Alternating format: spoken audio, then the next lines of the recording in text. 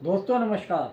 दोस्तों Nexon news के खास बुलेटिन में आपका स्वागत है। दोस्तों आज हम एक ऐसी खबर के बारे में आपको तफसील से बताने जा रहे हैं जिससे कि भारत का शेयर बाजार एकदम धड़ाम हो गया। शायद आपको जानकारी में आया हो कि एक private bank IDFC bank first bank के नाम से एक प्राइवेट बैंक पूरे देश में अपना व्यापार कर रहा है। करीब 800 उनकी ब्रांचें हैं और लगभग उतनी ही ATMs हैं। सोमवार की सुबह एक खबर आती है कि IDFC बैंक में कि चंडीगढ़ ब्रांच में वहाँ के कर्मचारियों ने धांधली करके खातेदारों का 590 करोड़ रुपए गबन कर लिए, फ्रॉड कर लिया और उनके खातों से पैसा निकाल लिया। इस बात की खबर जब आती है तो पूरे शेयर बाजार में हलचल मच जाती है और IDFC बैंक के जो शेयर बाजार था उसमें लगभग 19 से 20% की गिरावट देखी गई। पूरा शेयर बाजार क्रैश हो गया। इस बात की खबर लगते ही सरकार और शेयर बाजार के जो एजेंसीज होती हैं, सेबी और अन्य जो जांच एजेंसियां होती हैं, उनके कान खड़े हो गए।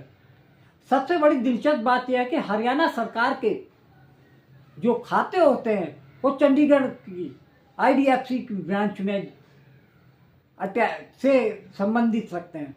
जब ये खबर हरियाणा सरकार को पता चलती है तो उसके होश फाख्ता हो जाते हैं और सरकार को विपक्ष ने घेरना शुरू कर दिया।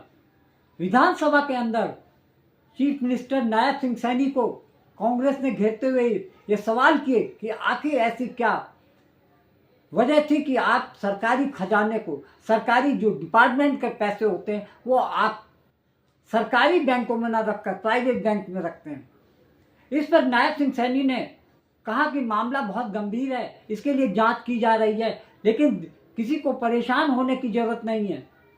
जांच क्लियर होते होते पैसा सुरक्षित है, आपको पैसा आपका मिल जाएगा। इस तरीके से आश्वासन देते हुए नायब सिंह सैनी प्रेस कॉन्फ्रेंस भी करते हैं और विधानसभा में भी बात करते हैं। वहीं दूसरी तरफ पूर्व चीफ मिनिस्टर भूपेंद्र सिंह हुड्डा इस मामले में हरियाणा सरकार को घेरते हुए मुख्यमंत्री से सीधा सवाल करते हैं। हाँ। नहीं, स्टेट ने अभी जवाब नहीं दिया।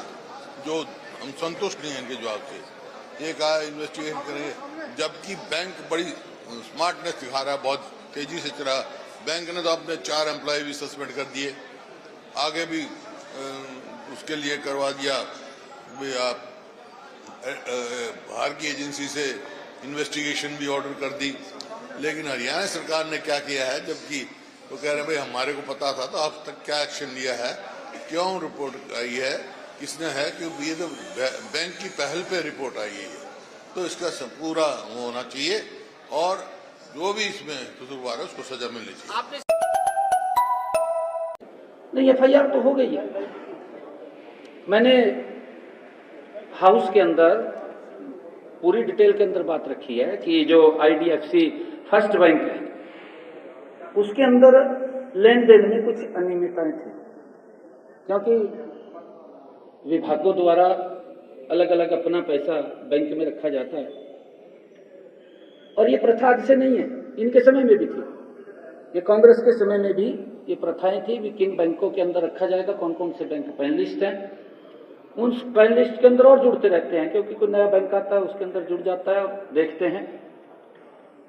परंतु मैंने ये कहा था कि इसके अंदर ये कई दिन 3-4 रोज पहले 21 तारीख को तो बैंक ने लेटर निकाला है, 18 तारीख को तो हमने इसको डीपेनलाइज कर दिया था कि इससे सारा का सारा जो पैसा है अपना पैसा बाहर विद ब्याज उसको निकाल लें।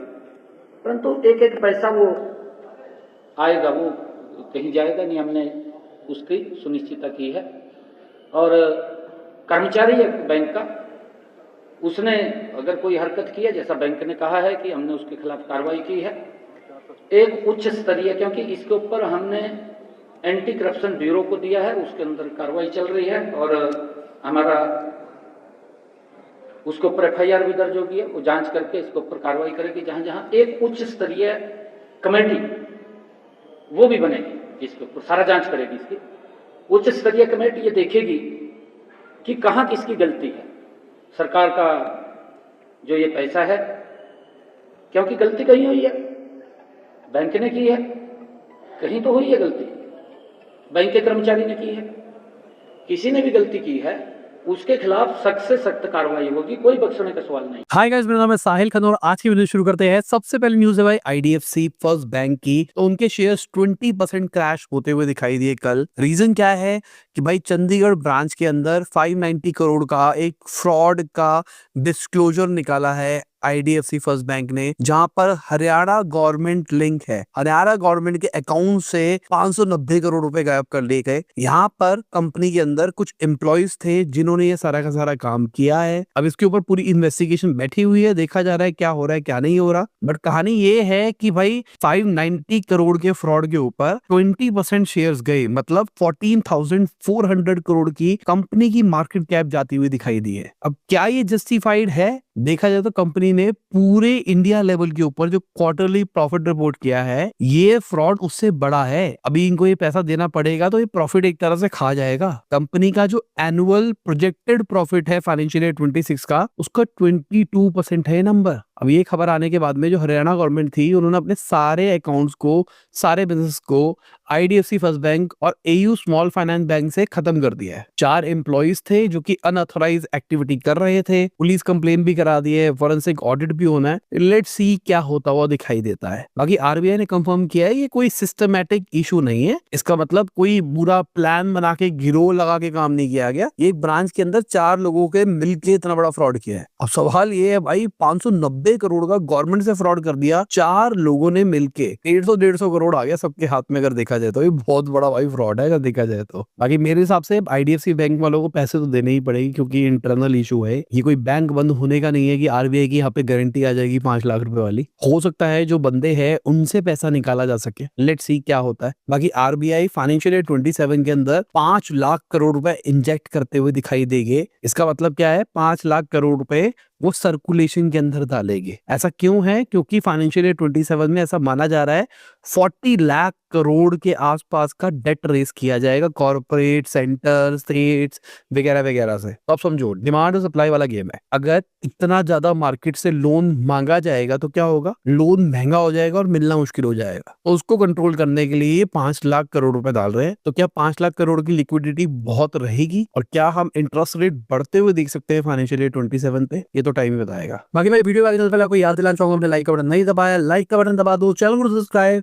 मैं ऐसी ही डेली वीडियोस आके लाता रहता हूँ। बाकी हमारी गवर्नमेंट ने जो डिविडेंड होता है इनकम टैक्स पे, उसको रिवाइज किया है 5 से 15% पे ले गए। देखो पहले 10% का फ्लैट था, अब कहा जा रहा है कि किसी बंदे की होल्डिंग 10% या 10% से ज्यादा है तो उसको डिविडेंड के ऊपर 5% टैक्स देना पड़ेगा, और अगर किसी की होल्डिंग कम है तो उसको 15% तक देना पड़ेगा। अभी डिविडेंड का मतलब क्या है? डिविडेंड का मतलब है कंपनी जो प्रॉफिट कमाती है उसका कुछ पोर्शन अपने शेयर होल्डर्स में बांटती है। तो आप ये भी कह सकते हो कि जो अमीर है उसको कम टैक्स देना पड़ेगा, गरीब को ज्यादा टैक्स देना पड़ेगा। IDFC फर्स्ट बैंक में जो फ्रॉड हुआ है 590 करोड़ का, इसके इम्प्लीकेशन बहुत बड़े हैं। देखिए मैनेजमेंट आके बोल रही है कि ये वन ऑफ है, आगे जाके बाकी सब ब्रांचेस में ऐसा कुछ दिख नहीं रहा है कि प्रॉब्लम होगा। KPMG को अपॉइंट किया गया है कि डिटेल में देखे कि वो कितना लॉस है। तो शायद 590 की जगह 500 भी हो सकता है, 400 करोड़ भी हो सकता है। लेकिन इससे प्रॉब्लम क्या होगा, उनका ऑलमोस्ट 1 क्वार्टर का पूरा प्रॉफिट वाइप ऑफ हो जाएगा। ऑलरेडी अगर आप ROE देखो तो अराउंड 6 के आसपास है, ROA 0.43 है, जबकि बाकी सब बैंक्स देखे ICICI बैंक, HDFC, उनके कुछ 2 के अराउंड ROA है। तो अभी भी ये सब रेशियोज में IDFC फर्स्ट बैंक स्ट्रगल कर रहा था, क्योंकि उनके NPS काफी हाई थे। यहां से भी लग रहा है कि अभी जिस तरह के ये NPA आएगा तो ये कंपनी और 6 महीने साल पीछे चली जाएगी।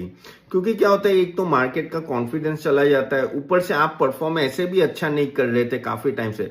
देखिए इनका मैनेजमेंट ना बहुत बड़ी बड़ी बातें करते हैं, आगे पीछे भी उनके MD तो काफी फेमस है, ये कर देंगे, वो कहें ROA 1 के ऊपर ले जाएंगे, ROE 15 लाना है, लेकिन अभी तक वो हुआ नहीं था। आगे जाके अभी वो जो बात करी ये NPA के वजह से उनकी जो गाइडेंस है पूरी टॉस में चली गई है। मार्केट को ये बिल्कुल अच्छा नहीं लगा। आज ये स्टॉक 19% तक गिर गया था। तो ये आपको देखिए, अगर जब बैंक निफ्टी, जब banks almost all time high पे चल रहे, तब ये बैंक इतना बड़ा एनपीए दे रहा है। अगर हरियाणा गवर्नमेंट ने अगर वो अकाउंट क्लोजर नहीं हुआ होता तो करने को बोलते तो शायद ये हमें पता भी नहीं चलता। तो it's not at all a good sign. और काफी टाइम से मैंने भी पास में भी बोला है कि आईडीएफसी बैंक जो परफॉर्म कर रहा है और जो मैनेजमेंट, उसमें बहुत बड़ा फर्क है। मैनेजमेंट बहुत बड़ी बातें करते हैं, परफॉर्मेंस नहीं आ रहा है। So please be careful on this stock. और ऐसा हो तो थोड़ा देखिए, समझिए, जल्दी मत कीजिए इसको लेने के लिए। मुझे लग रहा है ये लंबा कंसोलिडेशन या तो डाउनवर्ड ट्रेंड होगा। बाय द वे, आप अपने फाइनेंशियल एनालिस्ट अपने एडवाइजर को पूछ के जरूर इन्वेस्ट कीजिएगा। देश का मध्यम आय वर्गीय व्यक्ति, निम्न आय वर्गीय व्यक्ति किस तरह से अपनी दिनचर्या चला रहा है, किस तरह से रोज अखबार खोलता है तो 3 चीजों को ढूंढता है कि आज पेट्रोल के दाम कितने बढ़े, आज डीजल के दाम कितने बढ़े, और अगर महीने की शुरुआत है तो इस महीने का रसोई गैस का मेरा तिलक कितने का लगा। उसी समय 15,000 करोड़ से ज्यादा रुपए का चूना लगा के देश की बैंकों को संदेशरा, और 4 लोग हैं, मैं उनका नाम बताता हूं आपको।